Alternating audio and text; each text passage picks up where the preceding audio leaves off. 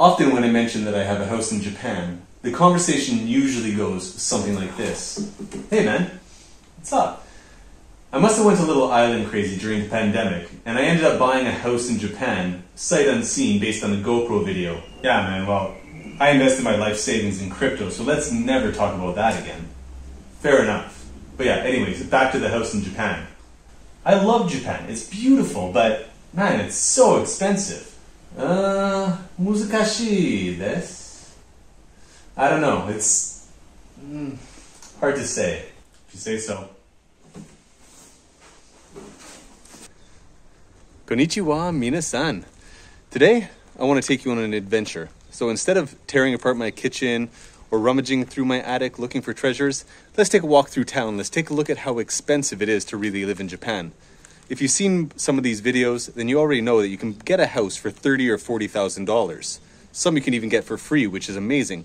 And if it doesn't need too much work, then you have a roof over your head, and that's great. But now you have to live there. So let's take a look at how much it actually costs to spend time in Japan and to live here, looking at some of the major drivers such as food, transport, taxes, utilities, and building costs. Cheers. So this here is Tsuruya. It's our largest grocery store in the area. It's got pretty much everything: meat, fish, veg, canned goods, international selection even.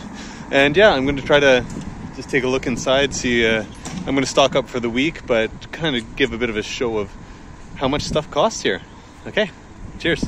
Although this footage is a bit dated, taken about a year ago, it should be noted that prices have gone up a little, but just that.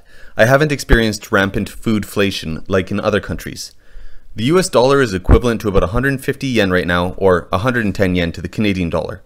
Seen here, you can get 4 Kyori cucumbers, or 3 large carrots, or 3 onions for about $1.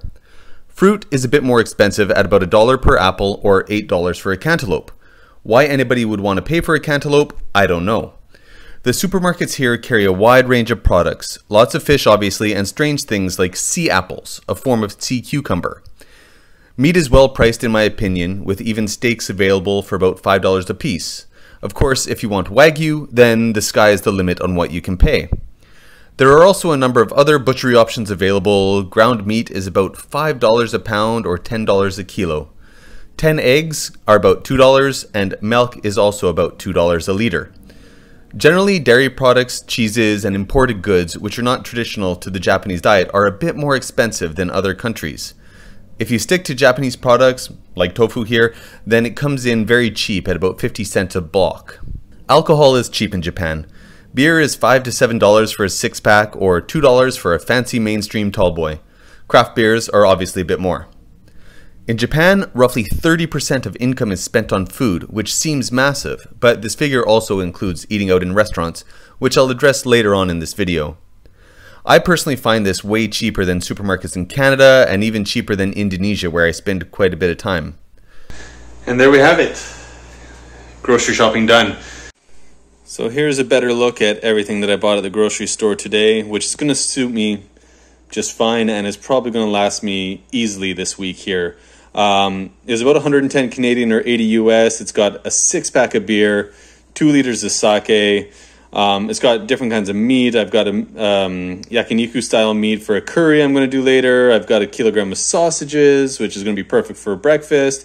Chicken nuggets. And then I also have a lot of local stuff. I've got fish cakes to go in the instant noodles. I've got tofu, fried and soft. I've got a lotus root, which I kind of just want to experiment with, daikon radish, and yeah, some of this stuff like the salt and garbage bags is going to last months. It has a bit of processed stuff in it, but I think that's a pretty good bundle for about a week's living here. Fun note, eggs are sold by the 10 or the 6, not by the dozen. I'm thinking that must be a solely North America thing. But anyways, I'd better get this in the fridge. On to transport.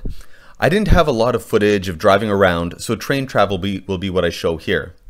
Train tickets have gone up in price lately. As an example, the JR Pass, which many tourists use to hop around Japan, has gone up 70% in the past couple of years. If you are curious about the exact price of train travel, I highly recommend Google Maps, as the prices and schedules are all there and accurate to the yen and the minute, which only Japan seems able to do. A Shinkansen trip from Tokyo to Osaka cost about $100 US or 150,000 yen each way, to travel about 500 kilometers in distance. Once in a while, this is fine, but it really adds up over time. For Akiya life, if you're stuck in the countryside, a car is pretty much mandatory. What's great is that Japan is a massive manufacturer of automobiles, and they have very cheap options available. I personally bought a K car, which is a 4-person small engine, super efficient car. I get 500 kilometers to the 25-liter tank, and it costs about 4,500 yen to fill it up at about 190 yen per liter. I got the car second-hand, clean as a whistle, with 50,000 kilometers on it for about $5,000, which is spectacular. If you're doing renovations, I also highly recommend getting a K truck, which is the same small engine concept, but in truck form, which can be used for carrying and gomi removal, and these range from $2,000 used to maybe $12,000 for a new one. Car insurance runs about $60 a month, and the annual license plate tax also runs about the same, but only once a year. For all the technological advancement of Japan, I still have to pay for my taxes in cash, in person at the city hall. So we just went and did that. It took all of 3 minutes. Taxes are paid for the year, about 250 Canadian dollars, or about 180 US at the current exchange rate. That's just a guess. But yeah, so taxes are paid for another year. Good to go. I forgot to mention that there is also a village tax for local services such as the village hall and garbage collection, which runs about 15,000 yen or $100 US per year. This is low, but it is because the village works together on a volunteer basis for common good activities like ditch cleaning and shrine maintenance. Taking a look at utilities, I didn't know what to put here, so it's me trying to fix my broken Japanese toilet. I have no idea who thought of combining a computer and a toilet in one device, and while amazing, when it goes wrong, it really goes wrong. I didn't end up fixing it because it wasn't a plumbing problem, it was an electrical issue, and fixing it cost nearly 400 bucks. Anytime tradespeople are called out, it gets very pricey quick. Back to utilities. Water is not free as it is in Canada and costs about 1,000 yen per month for the first 10 cubic meters of water, and then a variable amount after, as well as roughly 2,000 yen per month for sewage. Filling up a kid's pool multiple times last summer led to bills of about $50 to $60 a month, but in general I'm able to keep it pretty close to the minimum. Some people take this to the extreme by only showering or bathing at public guest houses, which is the normal practice in Nozawa Onsen. Electricity varies based upon usage. In the summer, with fans and AC going, I usually pay about 12,000 yen a month. Shoulder seasons are obviously a lot less, with winter being the big outlier, trying to keep this 150-year-old house warm, or warm-ish.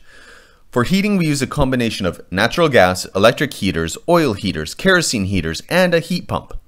Last winter, my January bill was about $800. This one hurt a lot, but it is also understandable as there was a lot of people in the house and it was toasty inside. Maybe a little too toasty. Another amazing asset to have in your village is a restaurant. Even if it's just basic goods, not having to cook every single day is amazing. Generally, as a rule, I assume to pay 1,000 yen for a decent meal out. This is roughly $6.75 US or $9 Canadian. This is true whether I'm in the countryside, at a local one-man diner, a Michi no Eki roadside restaurant, or at a place in Tokyo. This seems to still be the going rate for a nice ramen or katsudon rice bowl.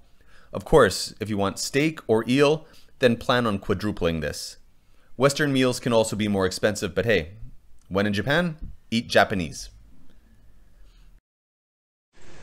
After that massive lunch of katsudon, a pork cutlet on rice with egg, and then tea, pickles, miso soup, a massive beer, all of it came less than $14 Canadian or about 10 bucks US.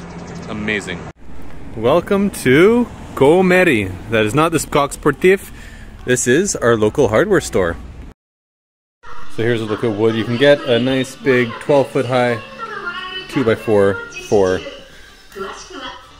998 yen. So that's like 7 bucks US. As briefly mentioned before, the cost of tradespeople coming in to do work can be very pricey. I have seen people receiving quotes more expensive than the price of an Akiya for just a minor job. If you're going the Akiya route, I highly recommend learning how to use a hammer and a skill saw. Hardware stores are pretty good in Japan and have everything, whether you're looking for paint, clothing, machine equipment, fish food, or adult diapers. Komeri Power is my go-to hardware store, although Canes and D2 also have some great finishing supplies. In general, I find the price of raw material and renovations to be quite affordable. I hope you've enjoyed this walkthrough exploring how much it costs to live in Japan. Anyways, we'll see you soon. Cheers.